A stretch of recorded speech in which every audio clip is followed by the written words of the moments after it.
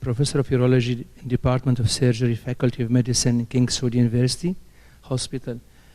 Basically, his interest is andrology and laparoscopic surgery. He's the founder and the chairman of Saudi Society of Men's Health. The floor is for you. He's going to entertain us in his lecture, Andrology Malpractice, Things That Can Take You to Court. Thank you, Mr. President. Assalamu alaikum. It's an honor to be here today. I would like to thank Professor Adel Hnayan and Dr. Dalaim Al-Hajri for giving me the opportunity to be here in Kuwait for the second time. To start with, I'm not a lawyer. I'm a practicing andrologist, urologist, and I hope by the end of my talk, you'd still continue practicing your passion. When I give this presentation, sometimes I get faced with skepticism and interest. What I'm trying to do here is just to tell you the secrets that can take you safely to complete your journey as a practitioner. And before I start, I would just like to ask the audience, what are the most threatened that you could face in your career life? Just think about this, and I will ask you at the end of my talk to give me the answer. Now, we know medical practice is characterized by adverse events. There is no surgery, there is no intervention that's 100% safe. And if we look into the history, the medical lawsuits have increased starting from the mid-20s significantly in terms of number and severity. So how dangerous is the healthcare? Generally speaking, healthcare is more dangerous than nuclear power, European railroads, and scheduled airlines. The likelihood of having one death from those is less than one death per 100,000 encounters. If you go into driving or chemical manufacturing, we're talking about one death less than 100,000, but more than 1,000 encounters. But when we talk about the healthcare practice, we're talking about more dangerous, more than one death per 1,000 encounters. That gives you just highlights how dangerous our practice. So medical errors are a global problem. In the latest WHO report, it affects 10% of patients worldwide. That means 1 in every 10 patients might have a problem in receiving a medical treatment. There is one death every 93 seconds encountered due to a medical error. And even in the more sophisticated and developed countries, we're talking about 5 million deaths in the last decades in Europe, North America, Australia, New Zealand. That's costing $1 trillion. In the state, it was estimated that 1 million people are injured by errors during hospital treatment. 120,000 deaths from medical errors. This is more than motor vehicle accidents, death from falls, or drowning, or commercial aviation death. So in the state also, it is estimated that between 44,000 to 98,000 honest deaths each year, and it has been reported that more Americans are killed in the US hospitals every 6 months than died in the entire Vietnam War. Death rate equivalent to a 3 jumbo jet crashed every 2 days. So alarming numbers, alarming figures. But why people are suing their doctors? Why we are seeing more trends towards medical lawsuits nowadays? As reported by Hickson in 1992, 32% is due to advice to sue by influential others. And nowadays, this influential is usually the newspapers or the media people. Some people are suing their doctors because they needed money. Some of them, they believed there was a cover-up. And that tells you we have to be transparent with your patient whenever you do mistakes or encounters. Child would have no future is another reason for suing. Needed information or wanted revenge, license withdrawal sometimes. So, although our healthcare system is getting more upgraded because we have more advanced technology, we are gaining more experience because of the fellowship training, But the number of medical claims have increased over the last years because of increasing population census and awareness about health matters and easy access to the media. Now, I will just throw some of the cartoons that are established in our local newspapers that indicate also how media react to simple mistakes or simple adverse events that's inherited by medical practice. Like this one, the guy is talking to his friend. It's only simple medical mistake. He comes with a lot of disabilities, and believing that it happened to him. Another one here is the patient is talking to one of the visiting professors or doctors, said, okay, don't worry, the next time remind me to fix your situation. This is from our local newspaper in Saudi Arabia. One patient admitted to hospital walking on her feet and went out dead after increasing anesthesia dose. And so on. You can just, it's countless if you go into newspapers. I will show you one of the also newspaper that's coming here from Kuwait.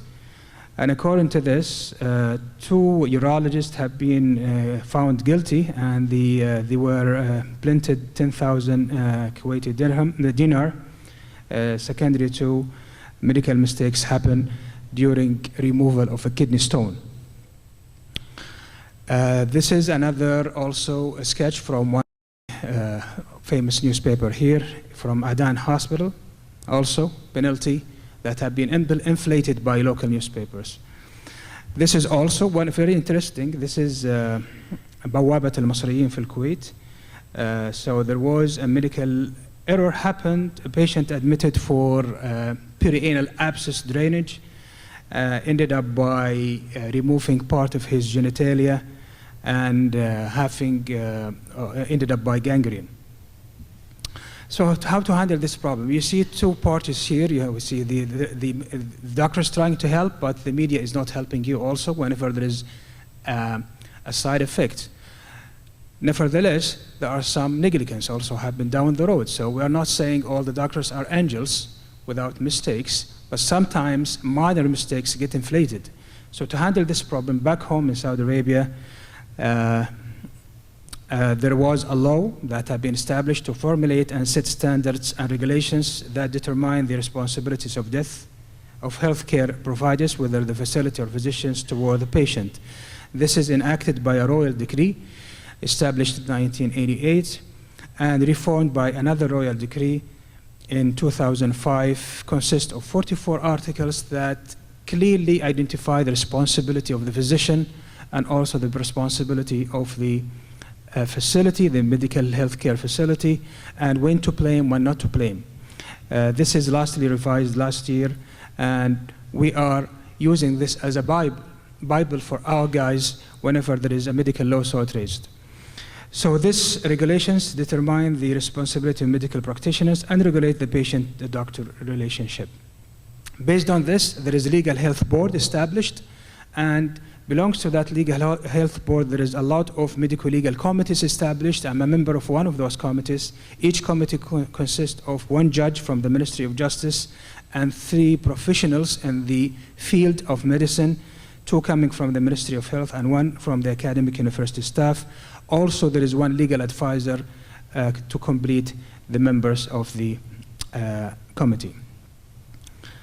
Okay, so the role of this committee is to carry the responsibility of receiving all claims for all kind of patients and investigating the professional malpractice that resulted in either morbidity or mortality. Till the moment, we have 22 committees throughout the kingdom receiving and investigating if there is any medical claims. I'll just keep that for the sake of time. Now, before we go into this, we have to understand what is the difference between adverse events and medical errors. And this definition I just quoted from the Harvard Medical Practice Study. An adverse event is an unintended injury that was caused by medical management and that resulted in a measurable disability.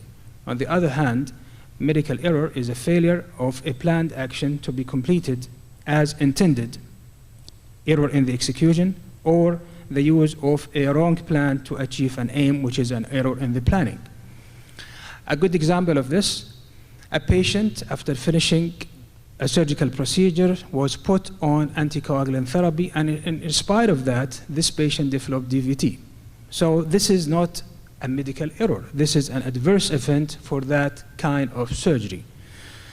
Another example, if you have a patient who declares that he has a side effect to a certain type of antibiotic, and if you prescribe that antibiotic and he got an allergy, then that is not an adverse event. This is a medical error.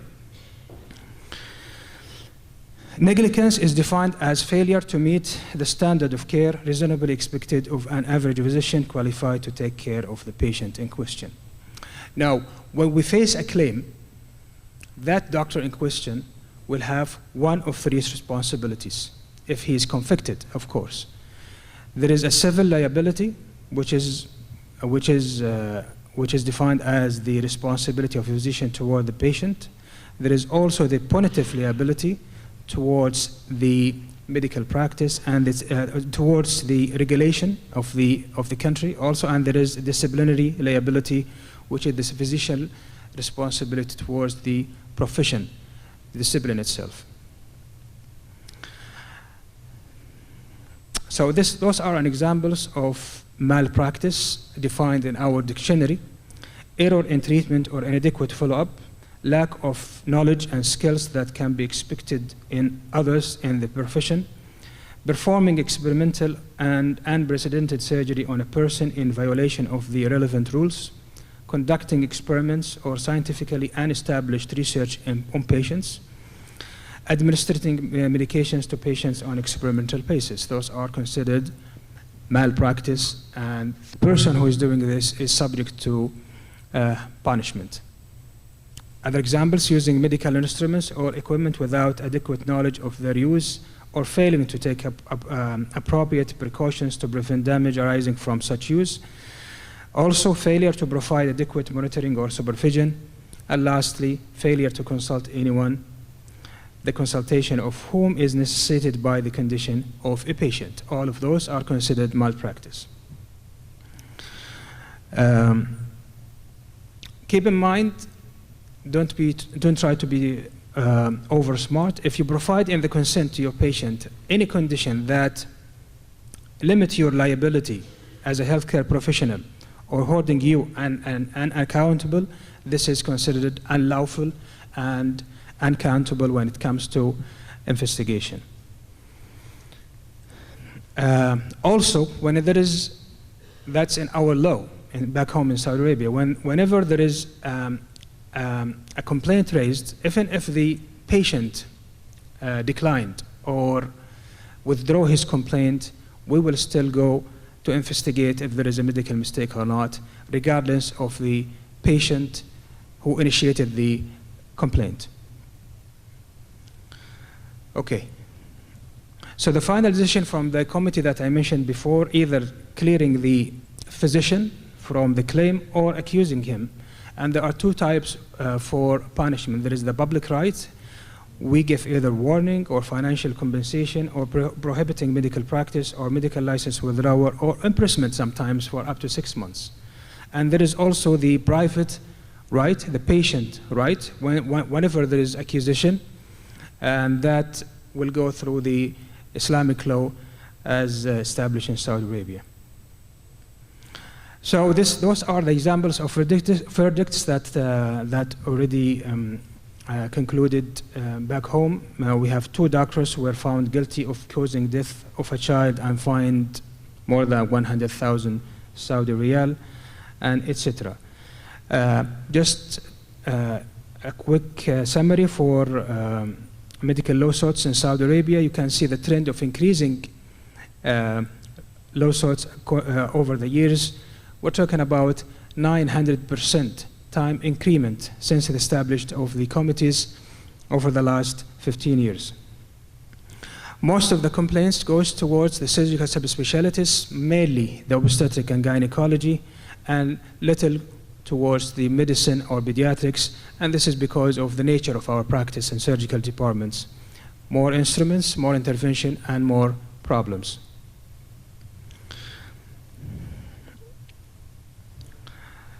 And back home in Saudi, the Saudi Council for Health Specialists, because of this, have established a rule or that every healthcare practitioner should have a malpractice insurance before they issue for him the final approval to practice.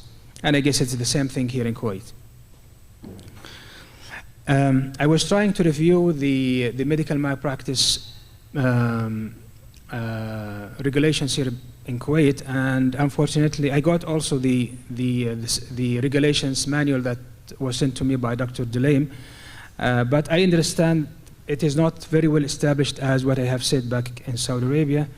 There is no specified regulation rules that looks into the medical malpractice here, and most of the cases that went through will go into the Ministry of Health to find out if there is a mistake or not. And those are the only two conditions that labeled a malpractice according to the rule that I have read, which is lack of knowledge or doing a procedure or intervention without the required skills, or doing experimental treatment or surgery.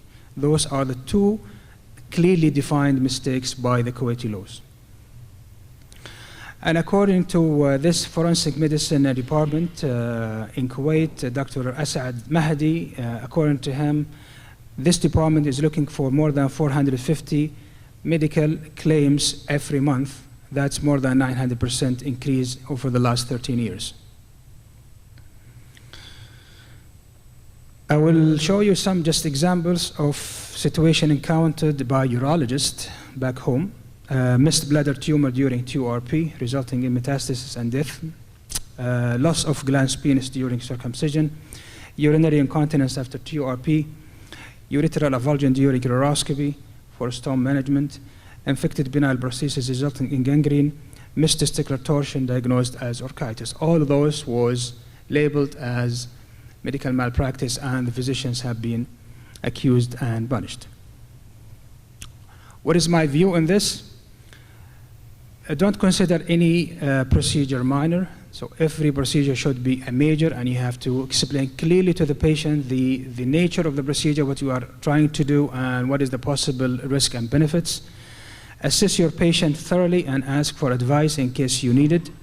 Share the patient a relative in plan of treatment. Estimate accurately the risk and discuss it with the patient. And also, the most important thing, you have to have a clear, informed consent that's written in English and in the patient world language. That might be a rescue paper for you whenever there is a medical mistake or claim against you. Please make sure that you have a clear documentation of every details in the date and time. Whenever there is a mistake, people will go back and look into the medical records. It is not unacceptable to say, I have told the patient, I informed him verbally, without documentation, there is no right for you. Update your professional knowledge, encourage educational activity like audits, M&M rounds. Do not withhold management for any reason, whether administrative, social, or even financial, especially in the private sector facilities. And this is, we commonly see it actually in private hospitals. Patient need a medical treatment, but he cannot pay for it. Please do not sign him off from your records. Just refer him to the administration and let them be the barrier between you and the court. And when in doubt, please get a second opinion. In case of a lawsuit have been raised against you, please review the whole case filing and records, quote relevant literature, provide testimony in writing highlighting specific events, inform your insurance company in writing and fill up necessary forms, keep your insurance company informed about the progress of this case. And the last 2 points is very, very important, especially in the era of malpractice insurance. The insurance company will not pay for you, will not protect you, that's at least in Saudi Arabia, if they are not informed about the case. So whenever you get a law case, whether you think you are clear or not clear, the first thing and the most important thing, please inform your insurance company. And I'm sure that every insurance company have its own forms and regulations that they will take you through the process. So when you are certain that the consequences of an error is disastrous, so it is a logic to be too careful. Thank you so much, and I just go back to my initial questions. What is the most threatening condition to your practice? Of course, your patient and your resident. Thank you again.